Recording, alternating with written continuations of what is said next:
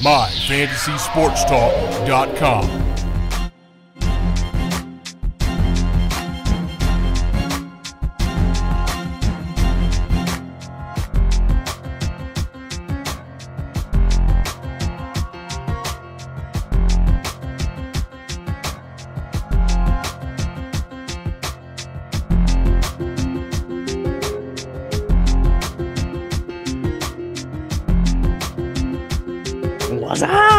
We promised you another podcast coming soon, and we are not going to disappoint you.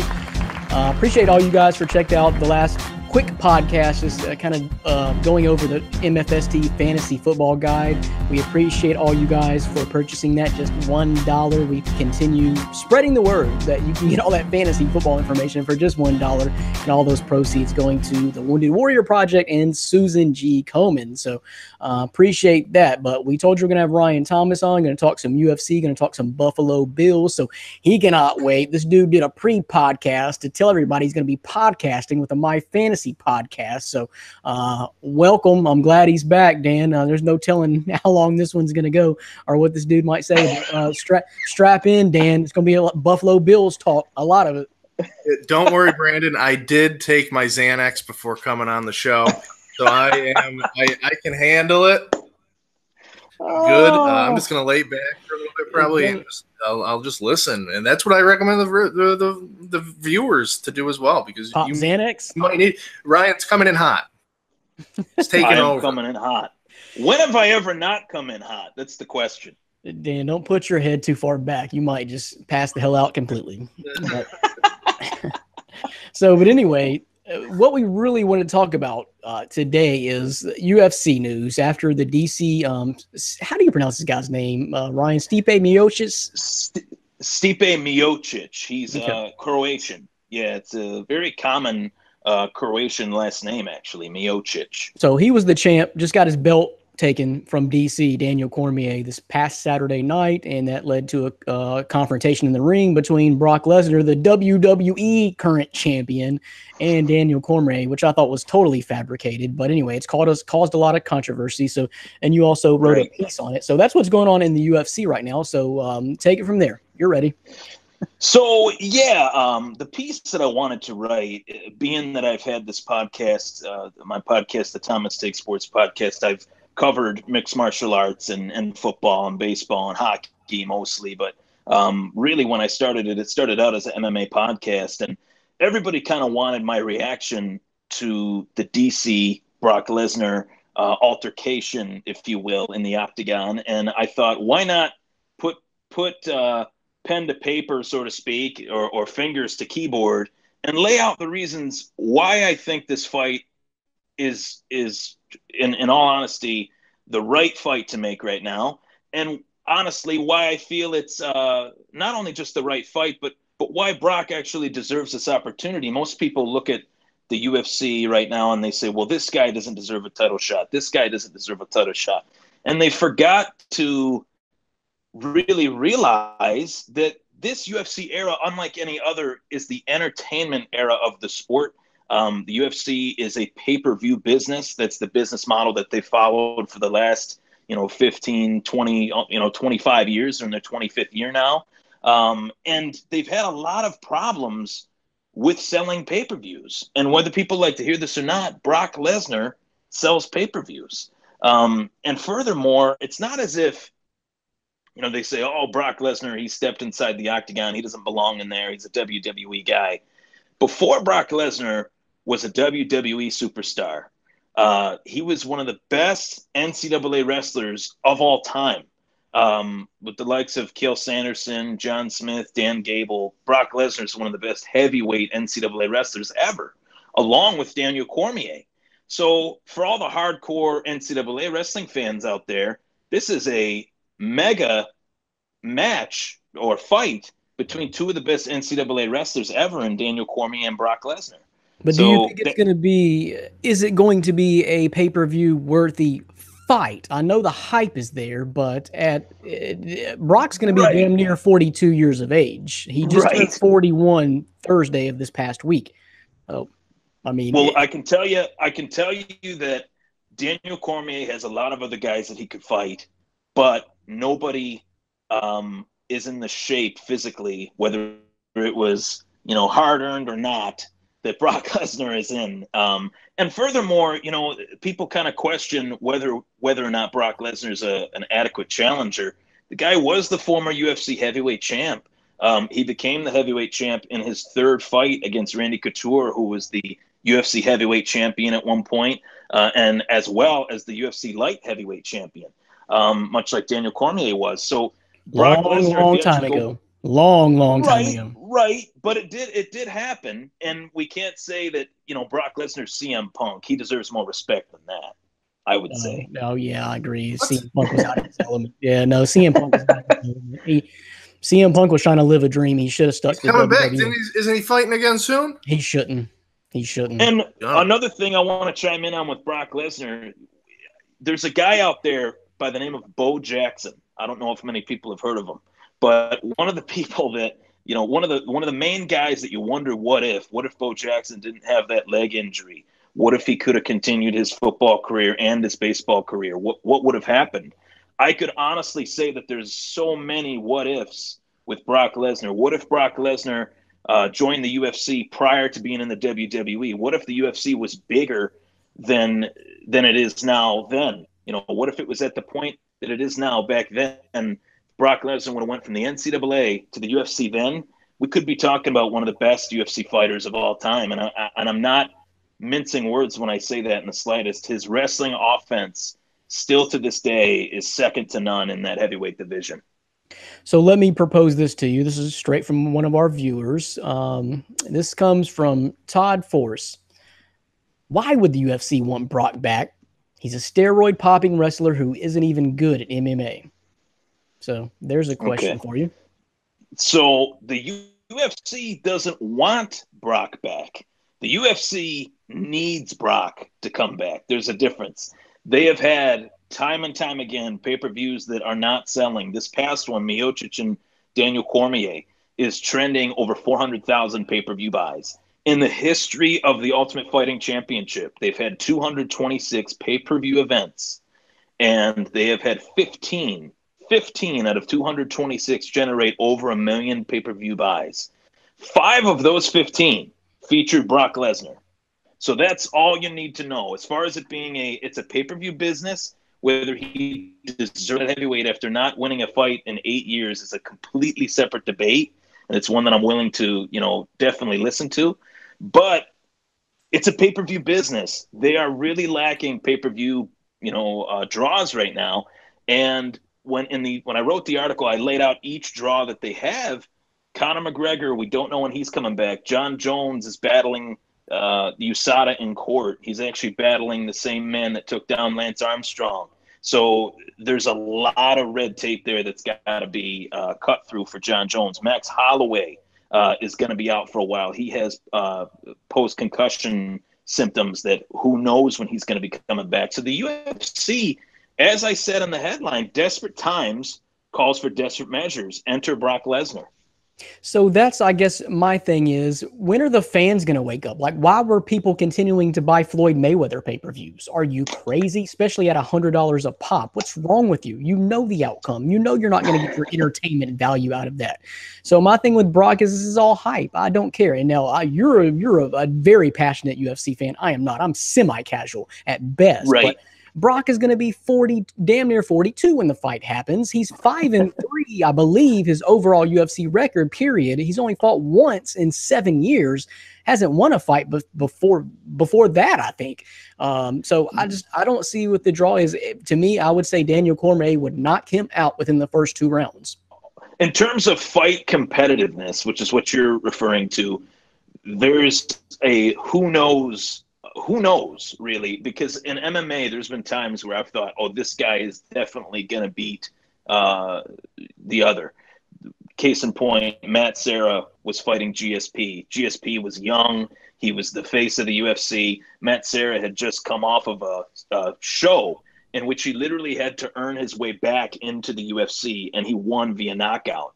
Mixed martial arts is one of those sports where, unlike football, where you have positions and, quarterbacks, this quarterback's better than the other quarterback, Tom Brady versus Joe Flacco, usually we know who's going to have the better game. In MMA, there is no way of knowing what is going to happen until it happens, and that's why I love it so much. It's very true. There definitely is an element of that to the UFC. I just don't see it happening. I just think I don't see it either. I don't see it either. Happens. I think I don't think on, like you said, on a competitive level, Brock is going to be ready for DC. Right. But here's the alternative to that, Ryan. I would be all for a Brock return to UFC because I'm so sick of him being the WWE champion. I am more of a wrestling fan than a UFC fan, although not much really lately. Right. I haven't even watched wrestling at all really in the last going on 2 years probably, really since Brock Lesnar started holding the belt. Now, do you realize how many pay-per-views that Brock Lesnar has wrestled in the WWE? He had the belt, like I think he just recently broke CM Punk's streak of the longest reigning title holder. But he only wrestled in like 4 pay-per-views in like a 3-year period. It's ridiculous. If you're sorry to interrupt you, but I just had to squeeze this one in because I was about to tell you that.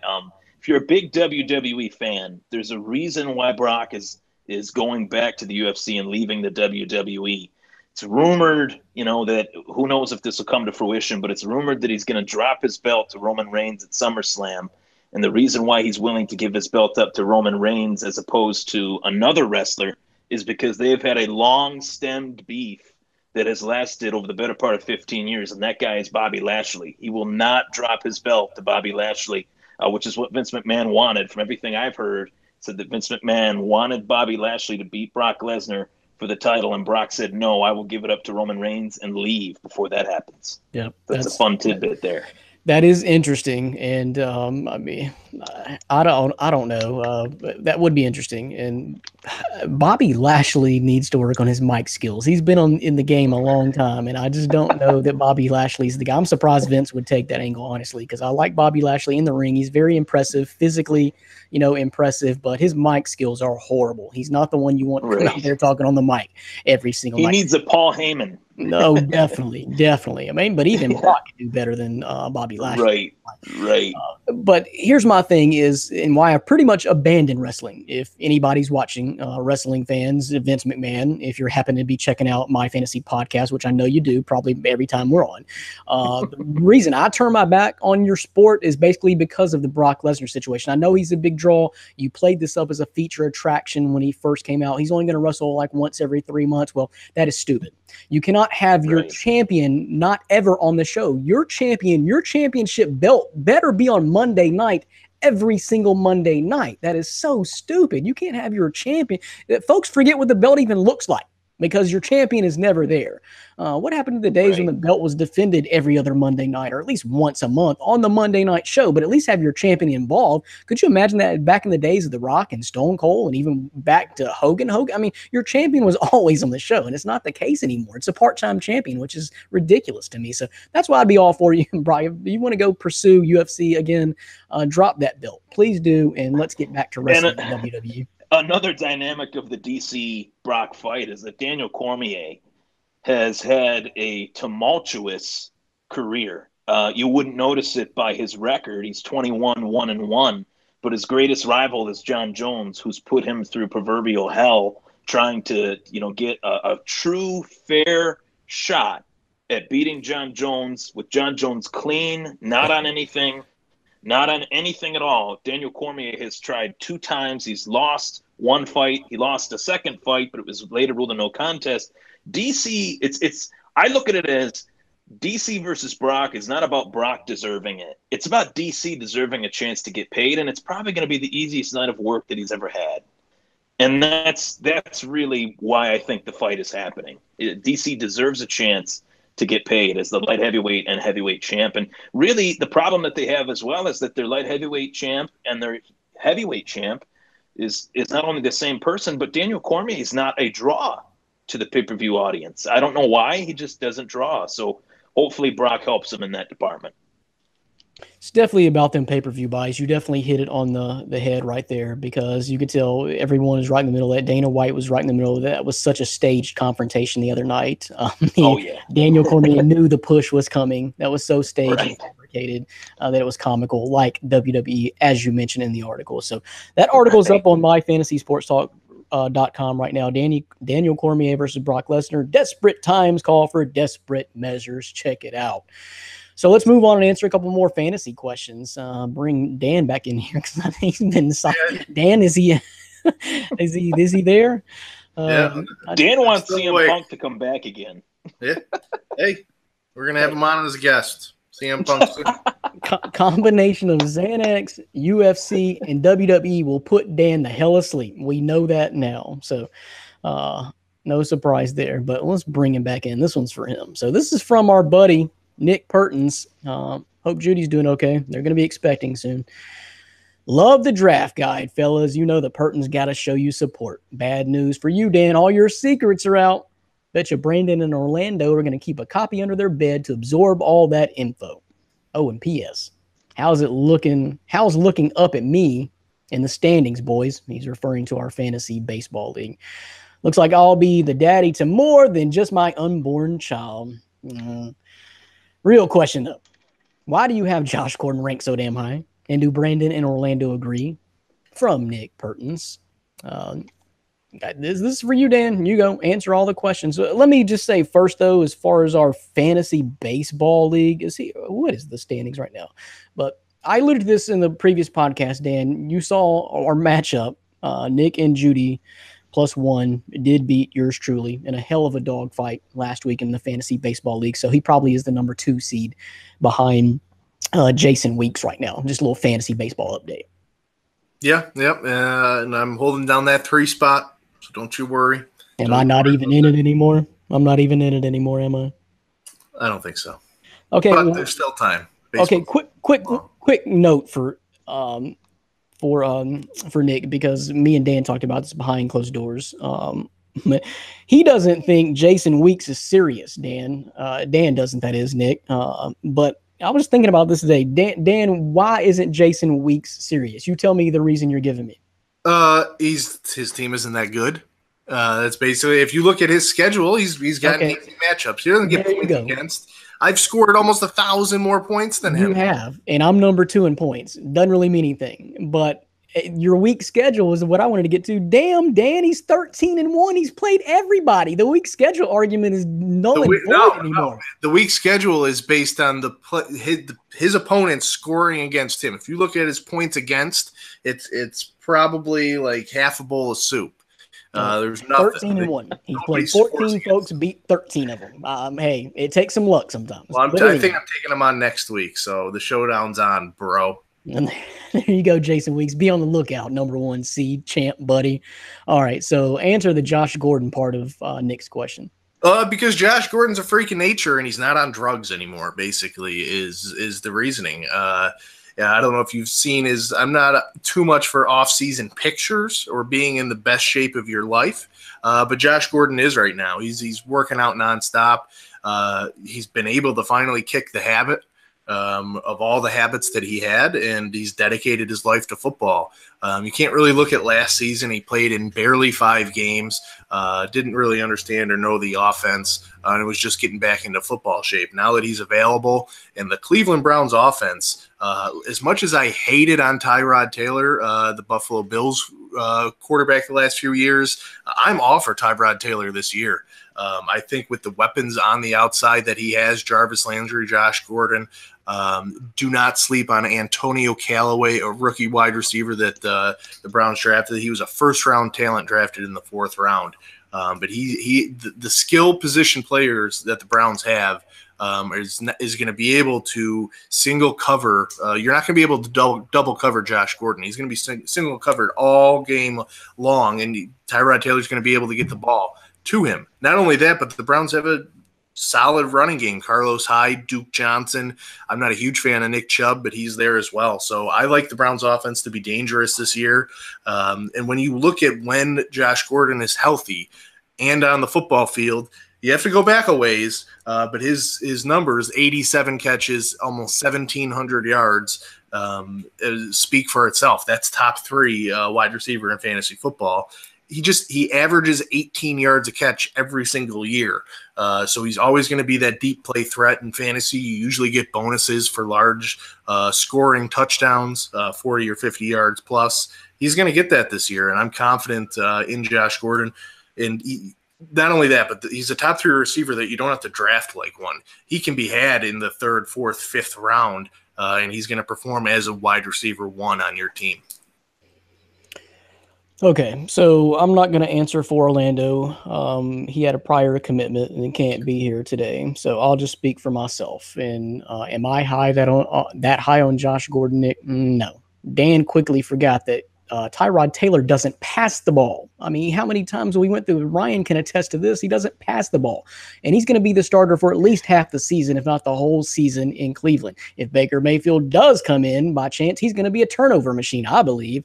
And I feel for Josh Gordon. If he was on another team, maybe. But the dude hasn't really played much at all in 4 years. I do agree that he's a weapon. He's definitely a weapon. He has raw skill. But with a combination of Tyrod Taylor being at quarterback and this dude being shaken off really a non-active 4-year period of rust, I just don't see it happening. Not a top 3. But I do agree with what Dan just said, is that he could be had in later rounds and definitely be productive on your fantasy team. So I kind of feel for Josh Gordon that if he was in a different situation, then maybe I would consider going as high as Dan is, but I can't go as high as a top 3 guy when Tyrod is your quarterback. Let me just say something before you go to Ryan Thomas and he goes off. There's another reason that I didn't, and his name is Hugh Jackson. He's a quarterback whisperer. He's going to be able to do what the Bills could not do with Tyrod, and that's actually to get him to throw the ball downfield. It's going to happen. And look at when you point to Tyrod Taylor as a deficiency to Josh Gordon, those numbers where he had 1,700 yards receiving, it was Brandon Weeden throwing him the football. So he doesn't need an all-star quarterback in order to succeed, and Tyrod Taylor is better than Brandon Weeden. And add in Hugh Jackson, the QB whisperer. Boom, success value pick. Okay. Quarterback whisperer, huh? What? QB whisperer. Not if Tyrod Taylor is like this. It's Hugh Caesar Milan Jackson. Okay. Whoa. Let's slow it down here. I'm not going to bash here. on Hugh Jackson. So let me go to Ryan Thomas right here, because you've seen the story play out. Is Tyrod Taylor capable of making Josh Gordon a top 3 receiver this year?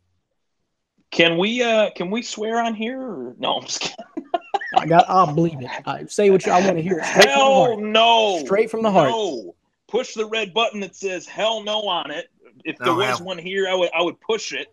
As far as Tyrod Taylor goes, everything that Dan said outside of the Tyrod Taylor stuff was right. Josh Gordon is athletic. He's talented. He's finally, hopefully, God willing, I'm hoping that he's clean. For his sake, I'm hoping that he's clean. Hugh Jackson, I've always felt like has gotten a bad rap as a head coach, but you can't teach a man that is scared, a man that plays scared. You can't change the hesitance that he had to throw the ball, not just over a span of 1 year, not just last season, the season prior to that, and the season prior to that. The one thing I'll always say about Tyrod Taylor, and I'll say it again right now, he was the backup to Joe Flacco. Joe Flacco's been begging to get benched, and Tyrod Taylor couldn't get above him on the quarterback depth chart with decent coaches on that Ravens team that went to the Super Bowl. It's very tough for me to give Tyrod any credit when he is still – it's like a bad breakup between him and the Bills. He can't get over his playing experience in Buffalo. I haven't watched one interview in which Tyrod Taylor hasn't mentioned Buffalo. If it's happened, send me the clip. I'll be happy to watch it. But the last 5 interviews that I've seen of Tyrod Taylor, he is bitter about his end in Buffalo. And he has nobody to blame but himself. Well, I'm not even 100% convinced that he is the quarterback to last the whole year in Cleveland. I'm not even sure he's the solidified number 1 guy on the depth chart as of now. I think that's still yet to play out. Now, would it be me? Yes, I would ride with Tyrod the whole season. But I'm not convinced that the Browns are going to do that. Who the hell knows? So, man, there's a lot of work to put Josh Gordon top 3. I like some of the raw stuff. If he was on a different team, then I would probably say yeah, but I don't know. I think Josh Gordon's a top 10 fantasy wide receiver. Might even break into the top 5, but it won't, because Tyrod Taylor just has this revelation of the season all of a sudden and finally learns how to throw the ball 250 yards a game. He could have Jerry Rice, T.O., Randy Moss. Doesn't matter. doesn't matter. There's a real fear in his game, and it will be shown again, and it's why he's going to get benched. I've said it before, and like I said, I'll say it again. The number on his jersey is the amount of weeks he's going to play with the Cleveland Browns, and then Cleveland has to brace themselves for the disaster that's going to be Baker Mayfield. I will agree with that. Baker Mayfield will be a disaster, but Tyrod's going to start all 16 games. Hugh's going to go with him. He knows Mayfield's not ready. If he starts all 16 games, Hugh Jackson won't have a job, and Hugh Jackson needs to save his job. Well, I respectfully disagree. I think Tyrod's not that he's going to bring the Browns to the playoffs, but I think he's going to have his best statistical season of his career this year. And if you look at it, that's not very difficult to do. He's terrible in Buffalo, but I would blame more of last year on Rick Dennison than I would Tyrod Taylor, and one of the reasons why Dennison is gone too. Peace out. I'd say it's 50-50. I did write that. Jackson's got all offseason with him. He knows what he wants. They traded a third-round pick for him. They know, or third or second. I think Buffalo got the better end of that deal. That third-round pick they used to get Tremaine Edmonds. So I'd rather have Edmonds than Tyrod Taylor. If it's not there, it's not there, Dan. Like Ryan said, you play scared, you play scared. So I don't know. I'm looking at the draft guide. And then that's exactly what I'm looking at, because I'm going to tell you a few guys that Dan put Josh Gordon ahead of. Antonio Brown, Odell Beckham, Julio Jones, Mike Evans, A.J. Green. We'll stop there. But one I've kind of just explain this one to me, Dan. Why the hell you got Keenan Allen so high? Maybe Keenan Allen should have been on the cover. Through, I believe it was weeks 5 through 16 last year, Keenan Allen was the #1 fantasy wide receiver in all of fantasy football. When healthy, he's legit. Yeah, I like Keenan Allen. I don't mind that at all. But he will break your heart along with something else on his body. That's just the pattern. It's possible. I'm done. It's possible. I'm done. I cannot invest into guys like that. Should have invested into him last year because he played all 16 games and he was phenomenal. Which means he's due. No disrespect, not to wish ill upon him, because I do like him. But I can't do it. You know what? I want to say this too. I want to end the Tyrods. I wish Tyrod well. I hope it works out for him. I hope he has a career resurgence year, because this is his last stop. This is it. If it doesn't happen now, it's never going to happen. So let's keep the Buffalo Bills theme going on here. Thanks, Nick, for the question. Good to hear from you again. Hope everything is going well. We'll talk to you soon, bud. So the last question comes from Jasper Covington. Say LeSean McCoy is suspended. What do the Bills do at running back? DeMarco Murray? Because Chris Overy, I know it's Ivory, is downright terrible. From Jasper Covington. So what's the plan, Stan, a.k.a. Ryan, for a backup there? And you were talking on your pre-podcast leading up to this podcast, talking about handcuffs. Dan talks about handcuffs in the fantasy football guide. So as of now, what's your handcuff looking like? The handcuff, understanding who the handcuff truly is a huge advantage going into a fantasy draft. If you see someone take LeSean McCoy in the 3rd or 4th, 5th round, even though he's suspended, we don't know the full details on that yet. Yeah, so let's start right there. Let's back up. Talk about the whole story first, because more details either came out late yesterday or today about the whole, no, it wasn't LeSean McCoy who physically actually did this, but didn't he kind of do it?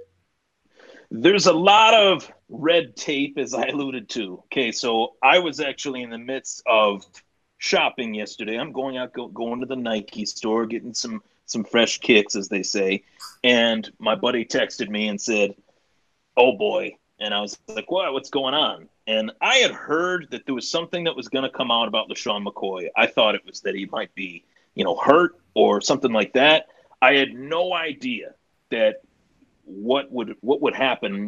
The news that would drop would be from, apparently, I don't know the details. I'm just kind of paraphrasing on what I've seen and read. His girlfriend's friend posted a picture of his ex-girlfriend. On the left, she was, she looked, pristine. She looked fairly good. On the right picture, she looked like she had, definitely experienced some sort of violence, obviously. Ran over by a truck. Right. So now what has come out, outside of the paragraph in which her friend said, LeSean McCoy did this. He bragged about it to his friends. He has, abused his child. All these accusations are being thrown at LeSean McCoy. And what really was released today, actually, by this woman's attorneys is that LeSean McCoy orchestrated some sort of a robbery to get his stuff back from her house, jewelry that was at her house that was his, or jewelry that he bought for her over the years. And it led to this physical altercation. If that is true, and I want to let this be known right out of the gate, if that is all true, LeSean McCoy will be released by the Buffalo Bills. There's no doubt about it. This Brandon Beane and Sean McDermott regime is nothing like the regimes of years past. They will not put up with anything in regards to this. Whether he gets suspended or whatever happens, he could get suspended for 6 games. Buffalo will cut him. He should have the Ray Rice treatment, right? He probably shouldn't play another game in the NFL. Ray Rice was pretty much, sent out of the league, period. Right. It's tough to compare, and I even thought that too, but it's tough to compare because that was a completely different situation, and Roger Goodell showed that he was truly gutless in that situation, in my opinion. That was the first instance of many where Roger Goodell showed that he was quite gutless. But outside of that, LeSean McCoy, I agree. I mean, if this is proven to be true, it's a big if, but there's a lot of stuff coming out now. If this is proven to be true, McCoy will get cut by the Bills, probably never play it down again. And Buffalo would then have to see what's next. And that's what I've talked about in the draft guide. As far as the handcuff, there's a guy on the Bills roster right now that not that many people know about. He had very sparing, he played sparingly last season. He actually only played in 1 game. He had 8 carries. And his name is Marcus Murphy. Out of Mizzou, he was one of the best kick returners, played sparingly at running back, but he played in the final week of the season for McCoy. McCoy was hurt. He steps in, and I honestly didn't notice a difference.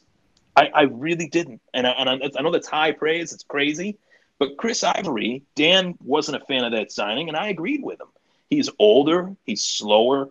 He's taken a lot of punishment based on the style of running back that he is. He's a journeyman now. He doesn't really have a value enough for teams to keep him around. Right. There's no long-term value, and maybe they go out and get a veteran. But Marcus Murphy, man, I'm high on him. I know that he prepares. He's worked really hard. He worked from being one of the scrappy practice squad players to actually starting at running back for the Buffalo Bills. Granted, they had injuries, but that means that the Sean McDermott and Brandon Beane had the confidence in him to play, and he played pretty well. So, Dan, what do you think about the whole story itself surrounding LeSean McCoy, what you heard, and what do you think should happen? Yeah, from what I've heard, it does not look good for McCoy. A guy that I respect in the NFL community, Mike Freeman, former columnist in the New York Times, Washington Post, now with Bleacher Report. He came out yesterday and said he's heard news that McCoy basically is somehow involved in this, and it's not going to be good. Not just for his football career, but possible jail time. I would compare this more to the Ray Caruth incident than even Ray Rice, because Ray Caruth had the hitman go and kill his pregnant girlfriend with his child. So that was terrible, and it found out that this McCoy was involved.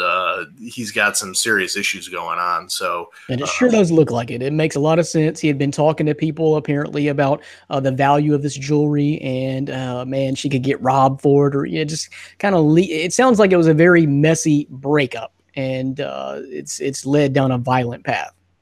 So it's not looking good for him. So.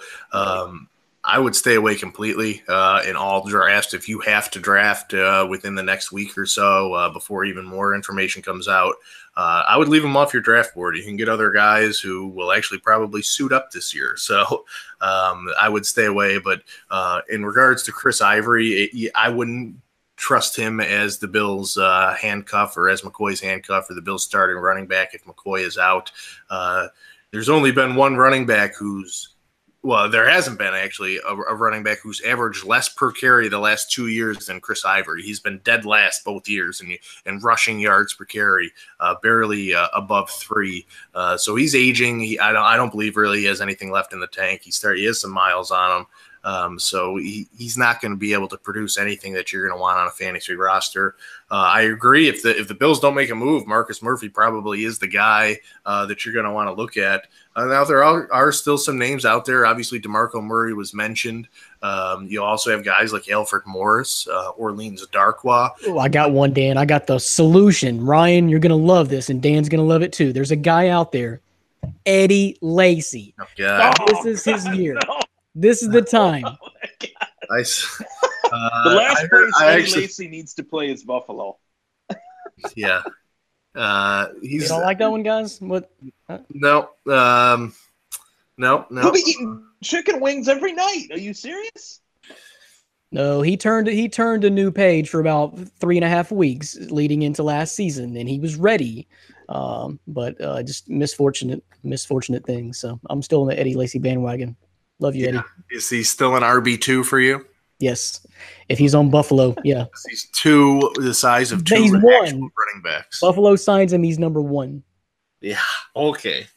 Well, anyways, realistic options. So, I mean, Murray, I think, would be the best choice, but there's some other ones. But anyway, even with it, there's not a name that's going to scream valuable high pick in fantasy. So you're probably going to want to steer clear of the Bills' offense in general. Whoever suits up at quarterback, McCarron, Josh Allen, who isn't ready, he probably shouldn't start, or Nathan Peterman. But you're going to want to stay away from the Bills' offense altogether in fantasy. Don't touch anybody. So would DeMarco probably be the best, or is DeMarco the best available free agent right now? I think Tennessee just wanted to move on. I still think he has legit gas in the tank. Yeah, he's got some, but I wouldn't. He's not going to be a guy you're going to want to give the ball to 20 to 25 times a game anymore. No. I think he's more a 10 to 15 touch guy. So there are a few other younger guys out there that may fit that category. Andre Ellington, Brandon Oliver. I don't know. Jamal Charles is one of those. Brandon Oliver home. Brandon Oliver went to UB, Buffalo Bull. Yeah. So that would be cool, but he's not a starting running back in the NFL, but he's a nice piece that you can complement with maybe a Marcus Murphy. At this point, you better do something, though, Buffalo, because I'm not so sure that Dan's 13th ranked running back in his fantasy running back rankings, LeSean McCoy, is I also have one more tidbit on LeSean McCoy news that broke today. He did, quote-unquote, lawyer up, and the lawyer that he assigned to his case was Ray Lewis's lawyer. We all remember how that turned out. I don't know if that's good or not. So one more thing, guys. Maybe, Dan, you know what's going on with this guy, but one of my former Memphis alums, is D'Angelo Williams just out of the league now? I've never heard him really say he's going to retire. It just he never got picked back up by the Steelers and didn't get a job last year. But I mean, he's not done if he really wants to physically play football, right? Sorry, man. He's done. He's watching, what is it, like 34 now? He's his jersey number. That's not gonna. The last time he was on a football field filling in for the once again suspended Le'Veon Bell, he held the torch just fine. Yeah, he did. No, it's like, well, it's just the NFL. They just don't. It's a stigma. It's a stigma against once you hit 30, you're done. I said that about Adrian Peterson last year. I think we have a guest on who was all for Adrian Peterson, but no, yeah, he was terrible. He had one good week for me, and that was all I needed at that time. The next week, they all started piling up. But yeah, D'Angelo Williams, a great guy. Loved him in his football career, but I don't think any NFL team is going to give him a chance. Go for that flag football league. That's I don't know if you guys have seen those videos, those games. Flag football. I've seen him wrestle in TNA, and he can wrestle, man. He's no joke. I think that's his next career pursuit. Oh, he's wrestling? I didn't even know that. For sure. Yeah. He's made several appearances too. Yeah, cool. Made several appearances for an off-brand of wrestling that no one really follows, TNA. But yeah, I think that's his next career pursuit. Does he have a ring name or a stage name, or is it just D'Angelo Williams? D'Angelo Williams, yeah. He has a finishing move. I think it's like the Panther something. Eye of the Tiger? It's corny. That Yeah, would be something great, like man. that. Yes, Something the Eye like of the that. Tiger. He was sporting a nice Memphis State jersey in the ring. His last appearance in TNA. I love it. I had to get me one of them shirts, but my man D'Angelo. All right, so that does it, guys. UFC talk, Buffalo Bills talk. What's going to happen with LeSean McCoy? What's going to happen to the future of Brock Lesnar? Will this DC fight take place in the UFC ring and all that? Will Nick Pertins win the fantasy baseball league? And will Tyrod Taylor be able to propel Josh Gordon into a top 3 wide receiver in fantasy this coming year? So I don't know, a lot yet to be determined, but want to thank Ryan Thomas for coming on, man. I know you're excited. Great job once again. Thank you. Thanks for having me on. I appreciate it. It's always a pleasure. I always enjoy it. Check out the Thomas Take podcast. Every day he's doing something, so check it out. Live on YouTube. Subscribe to the Thomas Take Sports Podcast YouTube channel. These t-shirts as well are available on teespring.com/the Thomas Take Sports Podcast. Boom, right there. Need to pick one up. Dan, what else is going on MFST besides the fantasy football guide that's had you buried for the last month? Just the guide, and the guide. So buy the guide. It's $1, and it goes to two great causes. But other than that, yeah, the site's still bumping out info. I brought out a nice piece today about some training camp position battles of wide receivers and the fantasy impact that has. So we're still putting out content on MFST, but ultimately buy the guide. And the Hat Trick podcast has finally been released. A couple of episodes from our man DDT, Dylan Davis Torado, the Hat Trick podcast. So check that out on the site as well. So appreciate you for joining us again. Thanks for Ryan Thomas for joining us and talking about all that. For my co-host Dan Chalk, I'm Brandon Reed. Catch you next time, podcast peeps. Later. Peace.